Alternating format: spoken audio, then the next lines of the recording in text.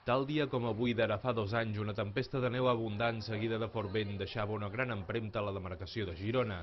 Són molts els que tenen encara avui aquell dia a la memòria, i no pas per l'estampa bucòlica dels paisatges nevats. Alguns van haver de dormir a la carretera, deixant en evidència una descoordinació dels sistemes d'emergència. Però a més, moltes famílies i fins i tot pobles sencers van quedar-se sense corrent elèctrica durant dies, alguns fins a una setmana.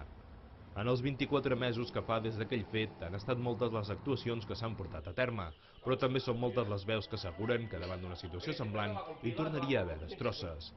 I és que malgrat haver passat de 87 a 143 el nombre de municipis que disposen de Neucat, encara hi ha un terç dels municipis gironins que no en tenen, entre els que destaca Lloret de Mar, un dels més afectats per aquella nevada.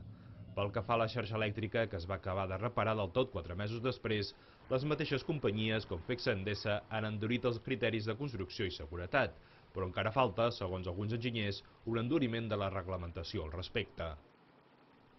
Una de les cares més negres que encara queden d'aquell episodi, però, són els boscos, que en alguns punts, com a la zona de les Gavarres, continuen literalment trinxats i acumulant fusta trencada. I és que l'elevat cost per retirar la llenya ha dificultat que molts propietaris hagin acabat de netejar-los, i més quan es van acabar les ajudes que s'havien destinat al respecte. Una situació que els fa especialment vulnerables de cares a aquest estiu, si continua la situació actual de sequera.